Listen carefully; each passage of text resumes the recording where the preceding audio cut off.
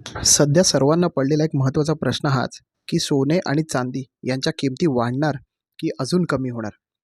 चला माहिती करून घेऊया. बऱ्याच जणांचं असं म्हणणं आहे, की सोन्याचा रेट अजून कमी होणार. पण हे त्यांच्या अभ्यासातून नाही, तर हे अनेकांनी सांगितलेल्या किंवा त्यांच्या ओळखीत कोणीतरी सांगितलेल्या गोष्टींवरून ते त्यांचे तर्कवितर्क लावत आहेत. बरं, आता आपण एक गोष्ट समजून घेऊया, की जर वाढ होण्याची शक्यता असेल, तर ती कशी असू शकते?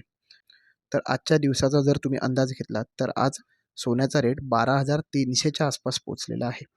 चांदीसाठी तांत्रिक मागणी वाढण्याची शक्यता आहे, कारण सौर ऊर्जा आणि इलेक्ट्रिक वाहनं ह्यांच्या उद्योगांमध्ये चांदीचा वापर वाढतोय. पण या वाढीमध्ये तेवढेच अडथळे सुद्धा आहेत. अनेक विश्लेषक सांगतात, की सोनं आणि चांदीची वाढीची वेळ ही पार झालेली आहे. कारण जागतिक वाढ सुधारते आहे, महागाईच्या दबावात कमीपणा येतोय. त्यामुळे सुरक्षित मालमत्तांसाठीचं आकर्षण कमी होण्याचा धोका आहे.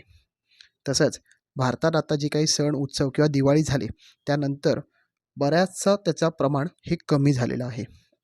परंतु दुसरी बाजू अशी, की लग्नाचा सीझन आल्यामुळे त्याच्यामध्ये मागणी ही पुन्हा एकदा वाढलेली आहे. माझा अंदाज जर विचारला तर मी तुम्हाला सांगेन, की पुढच्या 1 महिन्यामध्ये सोनं आणि चांदी थोड्या प्रमाणात वाढू शकतात किंवा किमान सध्या असलेल्या स्तरावर टिकाव धरू शकतात. पण जी काही तुफानी उडी अपेक्षित होती, तशी होणं आत्ता तरी वाटत नाही आहे. कारण या वाढीला मर्यादा असू शकते आणि काही दिवसातच किमती स्थिर किंवा कमी होण्याची शक्यता देखील आहे. जर कोणता मोठा आर्थिक, भौगोलिक असा जर धक्का आला, उदाहरणार्थ युद्ध, मोठा व्याजदर बदल किंवा महागाईची जोखमी वाढणे, तर त्याचा फायदा सोनं चांदीला होऊ शकतो. उलट जर त्या प्रकारचा धक्का न आला आणि अर्थव्यवस्था सामान्य राहिली, तर वाढ कमी प्रमाणात किंवा स्थिर राहू शकते. सोनं आणि चांदी खरेदी करण्यापूर्वी व्याजदरांचे निर्णय, डॉलरचे चलन आणि महागाईचा ट्रेंड यावर लक्ष ठेवा आणि मग त्याची खरेदी किंवा त्याची विक्री करा.